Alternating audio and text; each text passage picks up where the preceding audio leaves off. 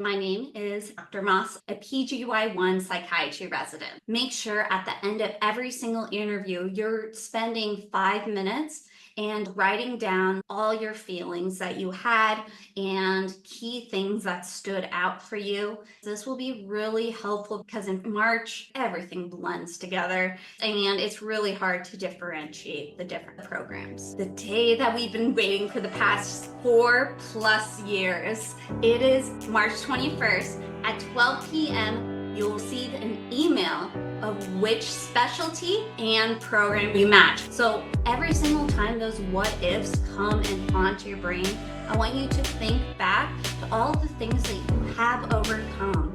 You got this. I know it's hard, but you've gone through so much before in the past. So I guarantee you'll get through this. No matter the outcome, you will get through this.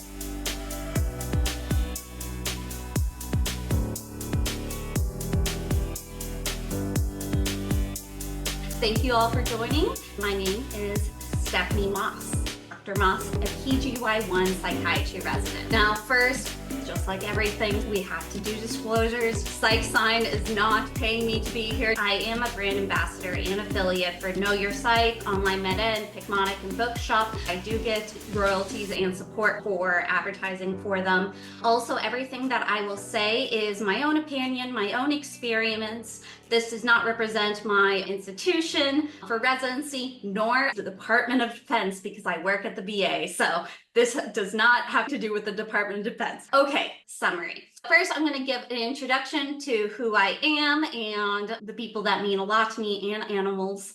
Next, we're going to go over an emotions wheel. If you've never heard of an emotions wheel, you will after this. We'll then go through a mental reset that we'll see a couple different times throughout this next hour and hope that I can impart some different tools that you can pull upon when you are feeling overwhelmed during this process. Then I'll be going over the 2025 match timeline. After that, we'll be going over the important things to do before March, and that is month March, not match. Very different. So we'll be talking about support systems, how to really take hold of them, how to go through the rank list with important things to write down and take note when you're trying to decide which programs to rank in what order. Next, we're going to talk about what happens if you only have one. Next, we're going to talk about what's in your control and what's out of your control. We'll talk about the bad day checklist that you can all develop before you actually have those bad days. And we'll be discussing the rainbow of tolerance. We'll be finishing off the best advice that I've received from people above me. Hopefully you stay till the very end. That's my little tidbit. I won't give you the best advice till the very end to make sure that you stay till the very end. And then of course, we'll do a mental reset. If you don't know who that is, little pygmy hippo, I'll let you think about it. It's my husband's favorite. Mooding. Like my husband would say, creatures that mean the most to me. The husky, her name is Midnight. Eclipse is my German Shepherd. My husband, Jonah Moss, he's a PGY2 resident. He's currently on stroke, so he will be busy tonight. Those three mean the most to me.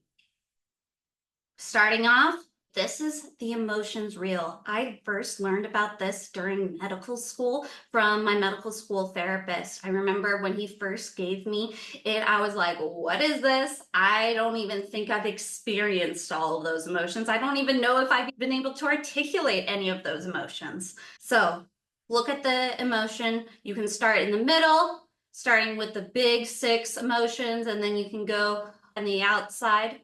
Just think about, how are you feeling right now? Put a star or a circle where you are. I'm going to choose a check mark. Ooh, no, I'm going to use a heart. I was looking for anxious, but now I can't find anxious. I'm thankful because I'm here. A little overwhelmed and eager. Awesome. Okay. Thank you so much for looking at that emotions. So, mental reset. These are my 3 most favorite somatic movement and breathing exercises. We're going to do 3 of them at different points during this presentation. So we're going to start with the heart rate focused breathing. Choose your heart rate. That can be on the arm, on the neck, hand on the chest. You can get really fancy behind your knee, whatever you want. What we're going to do is focus on your heart rate, and you're going to take a breath and count 4 heartbeats. So breathe in 4 heartbeats, breathe out 4 heartbeats.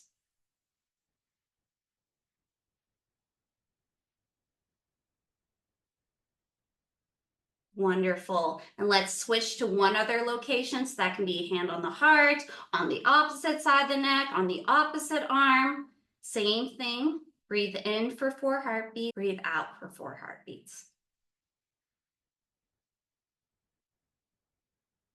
Thank you so much for doing that with me. Hopefully that was helpful. We'll get to the other ones later on. I did that on purpose because I knew that this gets stressful. Hopefully you're now a little bit more in control of your body, in control of your heart rate, using more of your frontal cortex instead of your amygdala. Let's start off. Okay, January 31st. Hopefully you're here because you're applying and you're currently in the Match 2025 cycle. If you haven't already, make sure you put it on your calendar.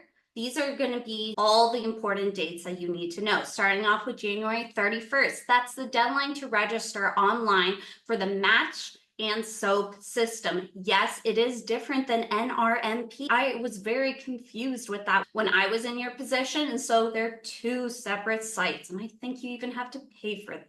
February 3rd is the date that ranking site opens. So after you register on February 3rd, you'll be able to go in and start putting programs in a list based on your ranking. End of February. I don't have an exact date because obviously every single program director is going to choose a different date, but they have to do it by the end of February. That's when the program directors submit their rank list. Usually after you interview for a program, they score you and they say, okay, where am I going to put you? If I interviewed 100 applicants, where am I going to put some of them? Number 1, 2, 3, 4, 5, 6, all the way up to 100. Now, it's always possible they do not rank you, but you have to be pretty bad. And I doubt that will happen. So usually if you interviewed, you'll be somewhere on that rank list from the programs. March 5th.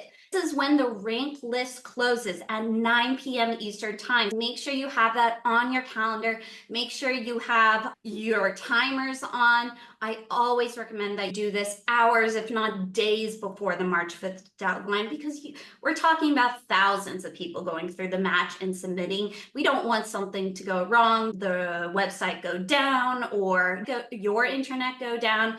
So just know by March 5th at 9 p.m. Eastern time, that's when whatever you have in the list is official. March 17th at 10 a.m. Eastern time, you will anxiously be staring at your phone or computer. At 10 a.m., you will receive an email that says either you're matched or you're SOAP eligible. Actually, I feel like the email went out a little bit after 10 o'clock.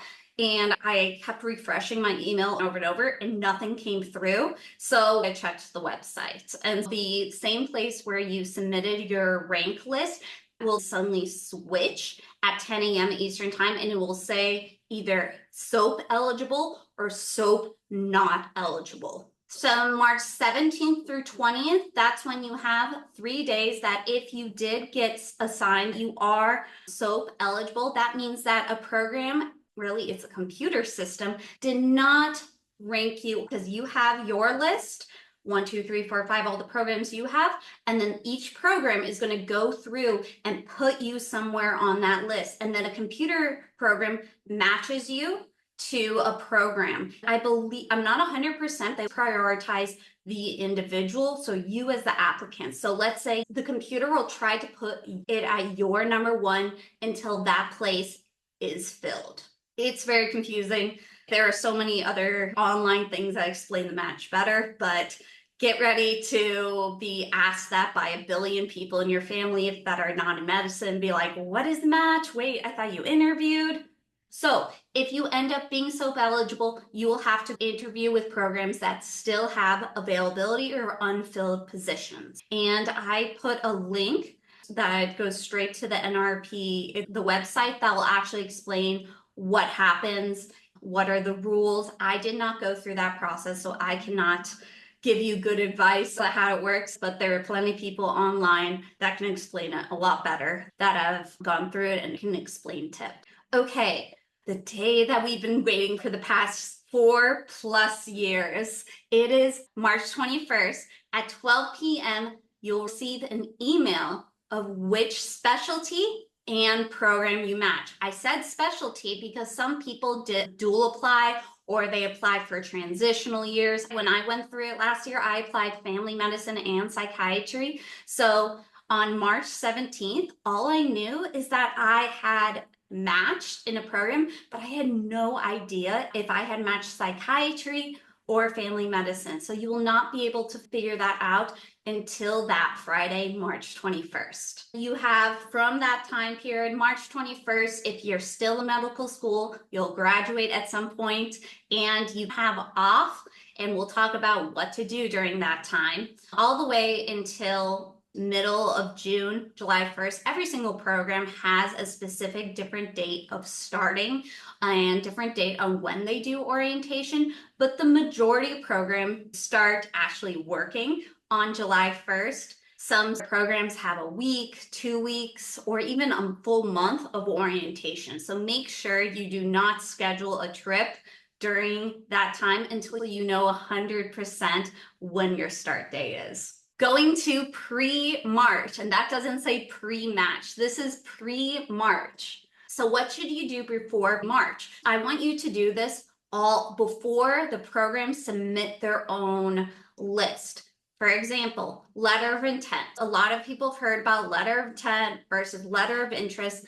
To explain that, letter of interest is what you're sending right now, or hopefully have already sent a program saying, hey, remember, look at me, look at my application, please give me an interview. That's that one. Letter of intent is where you submit in January or February to just your top 3. Some people do only the #1 program. I remember last year there was a lot of debate between saying top versus numbered.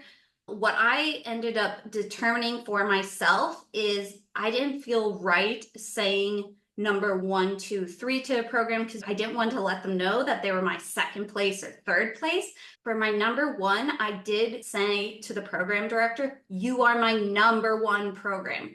And then for my second and third, I said, you are my top program. The reason we don't say second and third is because they do talk, especially in the same city. I applied to all the ones in Chicago, and I know all the program directors talk and know each other. I remember when my husband almost did neurosurgery before he did neurology, his advisor told him, that was a neurosurgeon, they said that sometimes they even were calling up each other and being like, hey, what did you think of this candidate? Oh, I want that one. How about you take that one? Who knows if it happens for other specialties, but that happened for neurosurgery at least 2 or 3 years ago. So something to keep in mind, that you don't want to lie. You don't want to say you are my #1 to multiple programs, because there's always a possibility they will talk or they will communicate.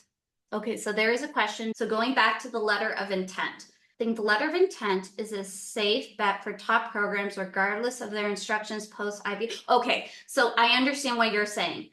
Post-interview communication means they, as programs, are not allowed to contact you and are not allowed to respond to emails.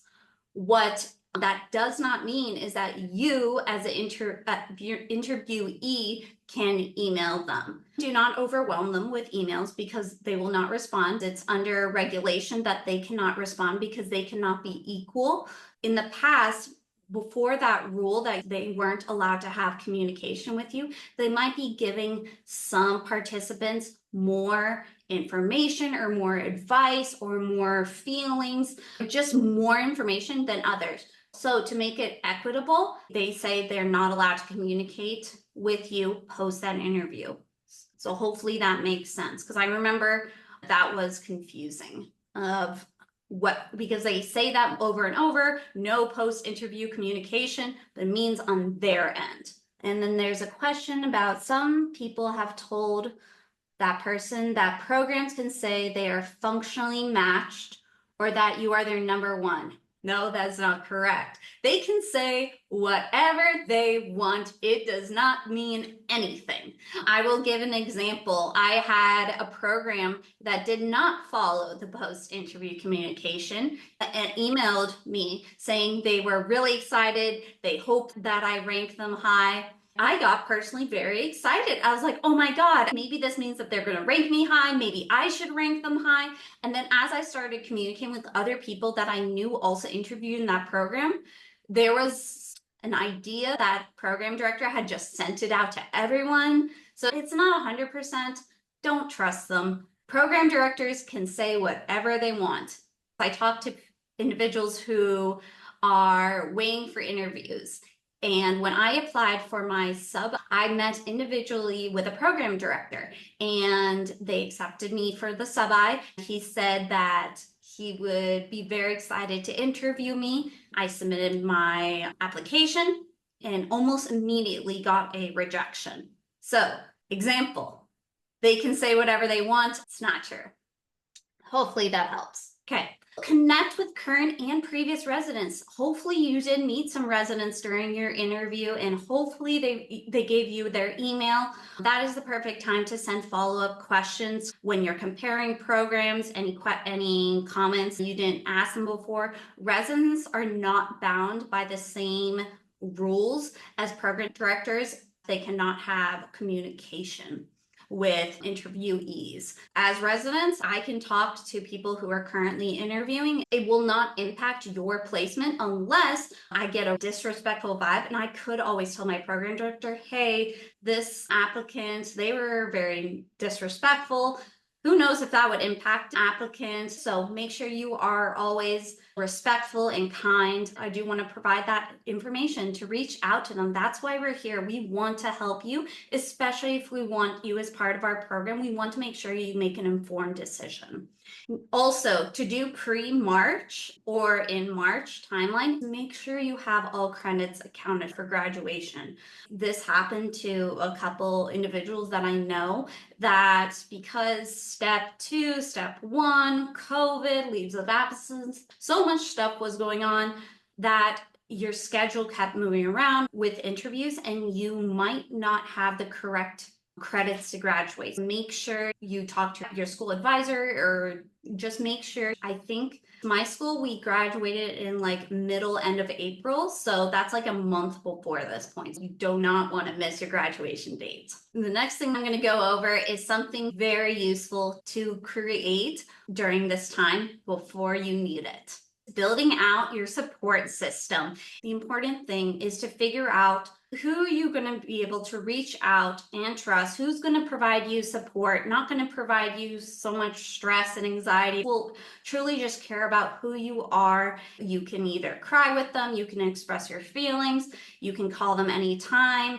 This is all very important. I like to compare this to a safety plan. When I'm in the emergency room and I have patients that come in who have suicidal ideation, one of the things that we go through is coming up with a safety plan. And the whole idea is to make sure you have something written down either on your phone or on your fridge, whatever is accessible to you, that when you're in this severe anxiety or panic or whatever high emotional state, you don't have to think about who am I going to contact or what should I do or what can I grab, like pets, stuffed animals. So that's why it's so important to have this written down beforehand. I like to put a plug in. I put Dr. Moss support group because I realized that there's not really a space where individuals are able to share their emotions,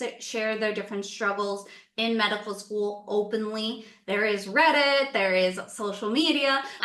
Since I've been working with so many students, I created a support group. It's mostly for individuals who have had struggles during medical school, whether that's leave of absence, failures, because I feel like that is the areas where there's not a lot, if any, other support groups. So if that is of interest to you, or maybe you got through those challenges before, it would be amazing to have you as part of our support group, especially as you go through a journey. It'll be helpful to give support back to the current medical students that are still going through it. You can always email me if you're interested to join that. And I'll have my email at the end of the presentation. Okay. Ranking programs, one of the most commonly asked questions. How do I rank these programs? There's going to be a lot of advice, a lot of different individuals that say a lot of different they might create. And I try to take all of them with a grain of salt, as you should take my information with a grain of salt. But I've accumulated the most common things, or the commonalities, that helped me rank my own programs and hopefully will help you. First, did I get an odd feeling or any red flags at the interview? Next, where would I be most happy? If I were to wake up and find out that I matched with this program, would I be happy for after one day, or would I still be happy for multiple years? That being said, where can I live and work for the next 3 to 7, almost 8 years if you do a fellowship? Where did I feel most accepted for being me or having my passions or interests? You'll get those feelings through talking to the residents, attendings, program directors. And then if you dual applied, what specialty would I want to practice for the rest of my life? For me, this was a question that I kept coming back to, literally up until the week that rank list submitted, because like I said, I dual applied. So I was like, do I do the distance? Do I do, and so I had to weigh. For me, I determined to rank all my psychiatry programs first and family medicine down below, because I was more passionate about being a psychiatrist. Everyone is going to see different things. So top big 4, location. There was a reason you put in the ERAS where you want to live. This is your time to think about cities, states, politics, family support, green activities, all those informations. Next, you're going to hear bubbles. I do not know why they're bubbles. Specialty. We already talked about that. Psychiatry, family medicine, surgery, OB-GYN, whatever it is. If you dual applied or triple applied, those are considerations you have to have. Next is community.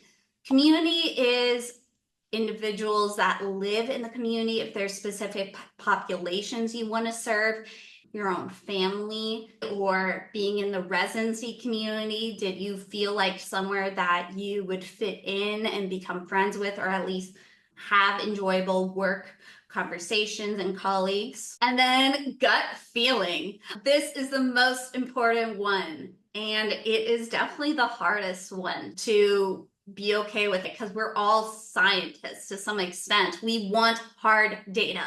I cannot give you hard data. There will not be the perfect thing. There isn't a perfect reason. So you have to look inward, trust your gut, trust the gut that you had after the interview, during the interview, and a month or 2 after. I didn't put it on this slide, but I've mentioned it before. Make sure at the end of every single interview, you're spending 5 minutes and writing down all your feelings that you had and key things that stood out for you. Any odd feelings, this will be really helpful, because in February, March, everything blends together. It's really hard to differentiate the programs. These are the important things you need to know. Only rank programs you actually interviewed at. Since you can put in the code, there is a possibility that you'll put in the code of a program you didn't even interview at, and if you don't show up on their rank list, as in they will only rank you if you interview, you just wasted a rank spot. That being said, make sure you have the correct code for the program. I think it was where we submitted ERAS. I think that's where I pulled from to make sure it was the exact same code. And then I created my own spreadsheet, like this program, this code, this program, this code. Make sure every single time you adjust your rank list, you press save and certify. It's 2 buttons.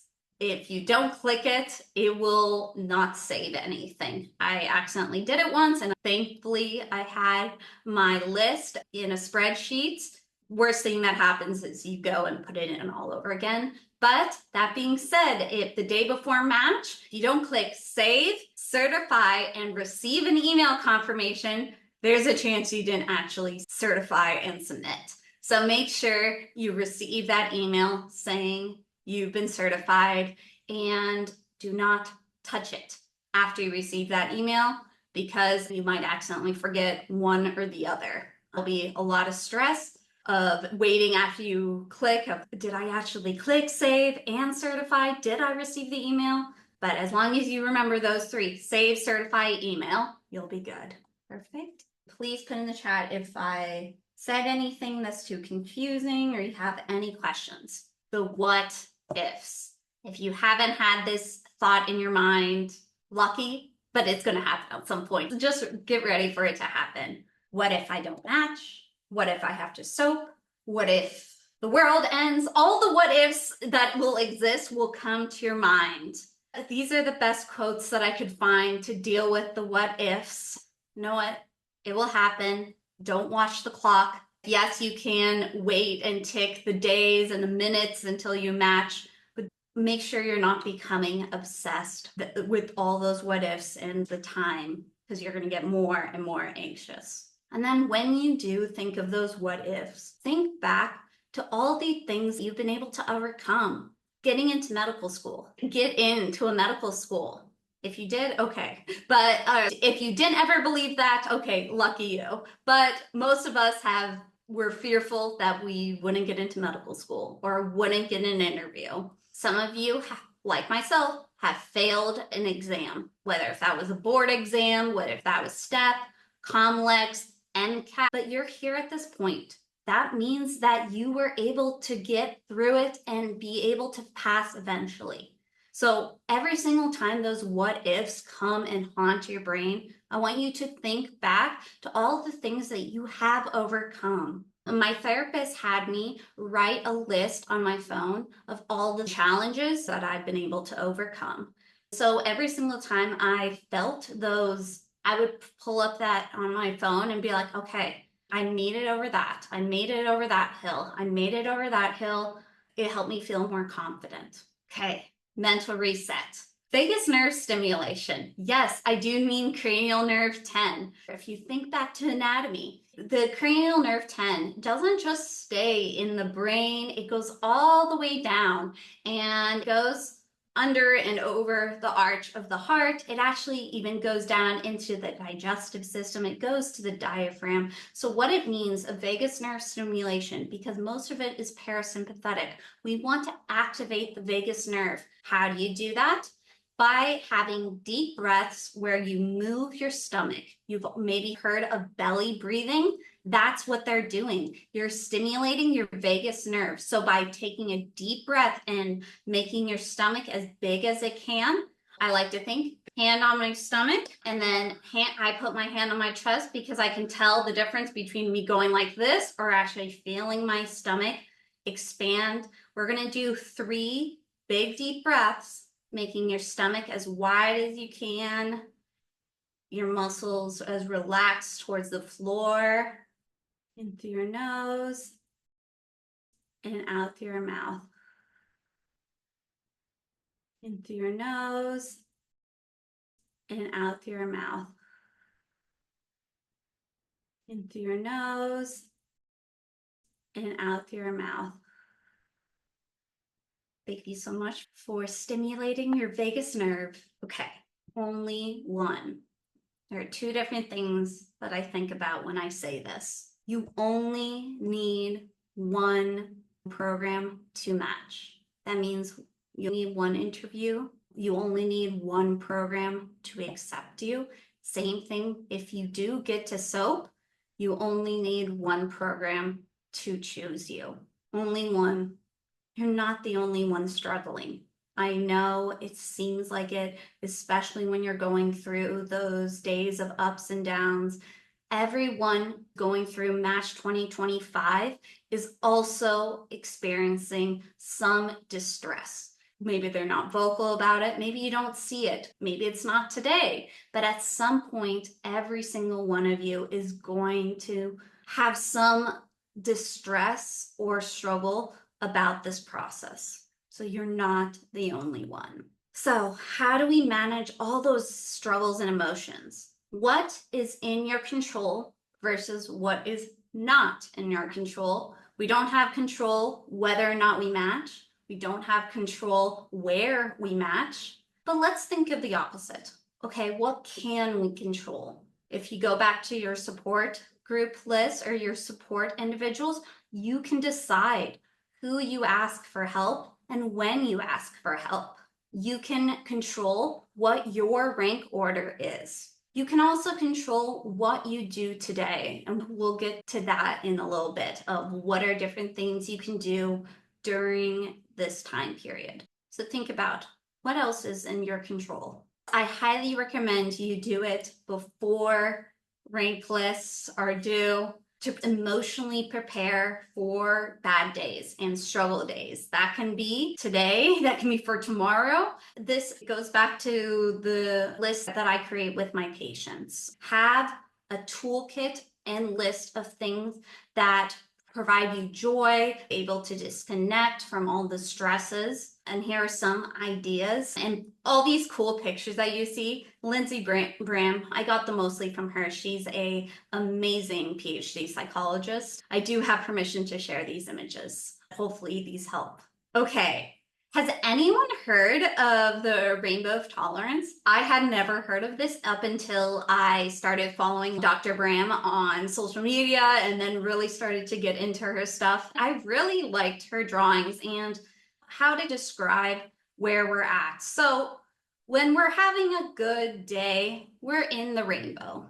We're able to listen, we're able to learn, we're able to go to school, we're able to go to clinic, but there are two ends of the spectrum we need to recognize in ourselves, and that's when we grab the previous toolkit. So starting off on one side, hypoarousal. So some signs that you can look for: taking longer time to respond, feeling shut down, emotionally withdrawn. You can also notice things in your body like not breathing as fast, not making motions, maybe disconnecting, dissociating from your body or from life. Think about a time where you've been hypoaroused. Maybe you're like it right now. On the opposite side of the spectrum is hyperarousal. This is when your body really demonstrates extreme emotions, high anxiety, difficulty focusing. Maybe this is when you cry or talk super fast. You might be hyperventilating. You might have those extreme emotions like having a panic attack.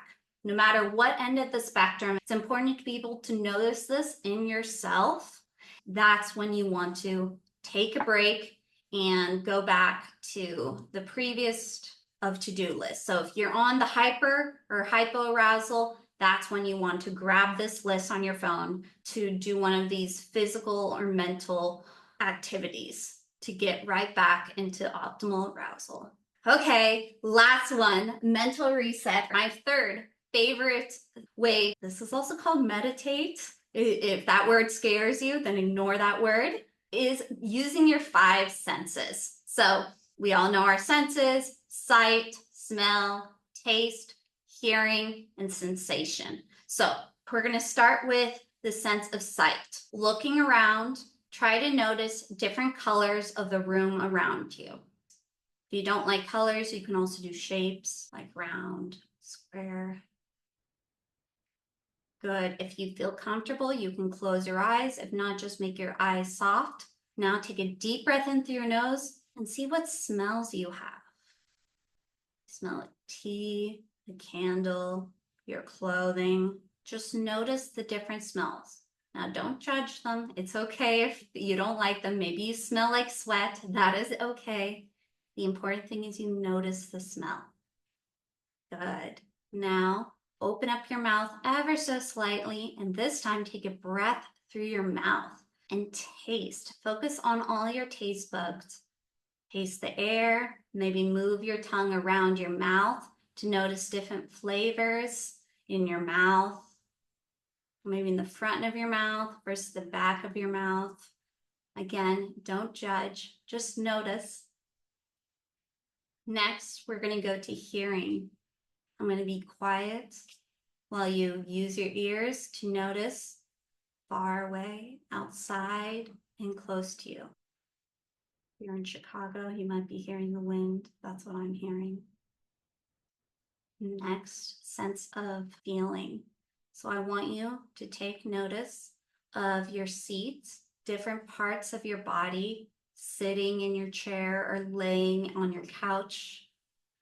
Take notice of the clothing on your arms, on your stomach, on your legs. Notice if you have hair. See if you can feel the hair on your head. Good. We're going to go backwards now. Now we're going to go taste. Next, focus on hearing. Starting out far away to maybe until you hear yourself even breathing. Next, focus on smell. Taking big, deep breaths through your nose.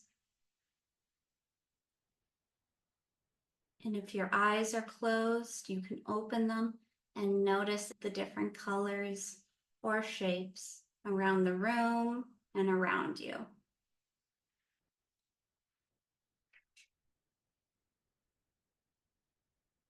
Thank you so much for doing that mental reset. So those are 3 of my favorite. I'm sure you have more, but hopefully those 3 are something that you can put in your tool chest to be able to reset. Okay, hobbies. Remember what those are? I doubt you do. If you do, then great. But I do remember that we forgot our hobbies. And it's okay. This is the time, whether that is right now, during interviews, while waiting for match, post-match, these are the time to develop new hobbies or grab the hobbies that have worked for you in the past. So here is a list of some of them that I've thought about that could be helpful. Catching up with family and friends that you haven't seen or talked to forever because you've been very busy with med school. Reading for fun. You don't just have to read first aid and Anki. Reading, it's actually fun. Remember when that used to be fun? Going outside, spending time in nature. As it gets a little bit colder, more difficult, but still possible if you like to snowshoe, if you like to ski. In the springtime, going out and smelling all the flowers. Fitness and movement. We all know how important physical movement is for the body and for your mental health. So set a new routine, set a new goal, volunteer, research. Those are some ideas. Making money. This will be helpful to just keep you busy. Dog sitting, babysitting, nannying, anything that keeps you busy. Try something new. During this time, exactly starting in December, I had finished all my interviews. And so I decided to turn my blog posts into a podcast.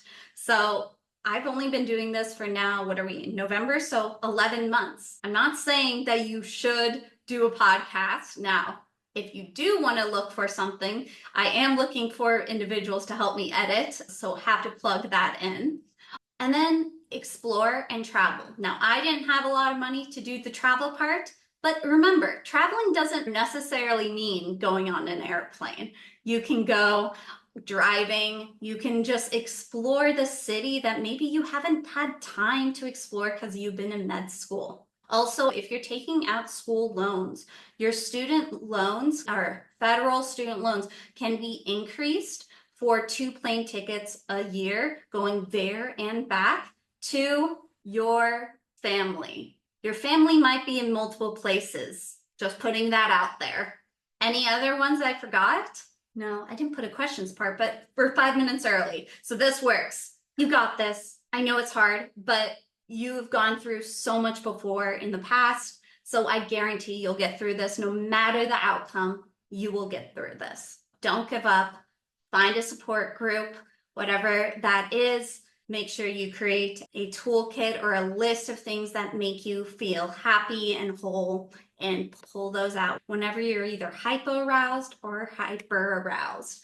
Please let me know if you have any questions or anything I can add in for if I do this presentation again. It also, if you're still interviewing, which I'm guessing most of you are, I do have a recent, just this weekend, I posted a mock interview for psychiatry. So if you're applying psychiatry, but I've also published mock interviews that are timed recordings. So a question, and then there's a little clock with a minute at a time for internal medicine, family medicine, DOs. So hopefully that helps you. Thank you so much for being here. Please put in the chat if you have any questions. Oh, I missed one of them.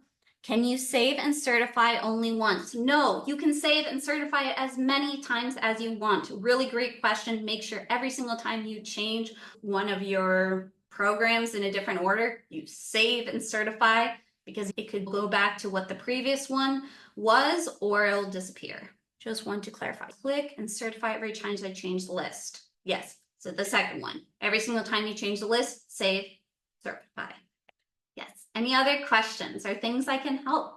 When do you need to submit your letter of intent for number one by? Very good question. So programs have till the end of February to submit their list. Usually they're interviewing through January. If February 1st hits and you haven't submitted it yet, make sure you start submitting them, because you want to give them time to see the email and know that you're very interested. I did receive this question earlier today asking about the latest they can send out interviews. Some programs do send out interviews end of January and February. However, those end up being the ones that people have canceled their interviews. So those have come out, but they're less likely.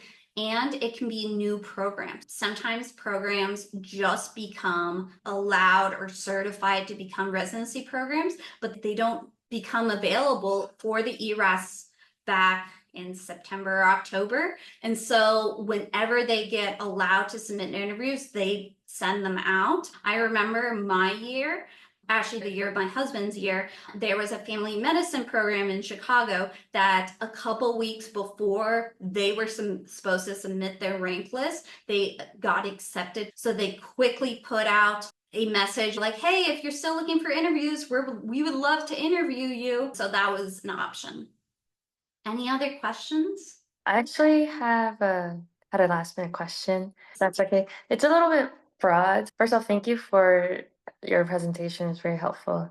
I'm a fourth year applying to psychiatry. I know you mentioned it's important to know what you can do versus what's out of your control. As med students, we're always told to keep working on something.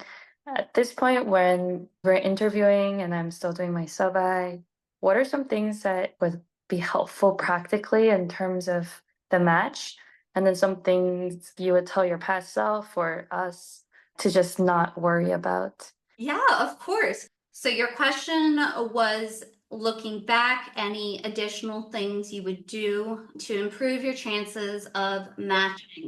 Definitely communicating with residents before you interview. If you haven't received an interview, sending those letters of intent, going to conferences, going to online meetings, trying to get your name out there. Something that I wish I knew beforehand is that medicine is who you know. The place I matched today, I didn't receive an interview at. I think I got it in December when I was on an elective, and randomly in my elective was a fellow, and she had gone to my current program, and I told her I would love to stay in Chicago. I actually haven't heard back from your program. She grabs her phone and texts her program director. By the time I get home, I got an email from that program. I had no control nor knowledge that she would do that. I had no control that she would message the program director.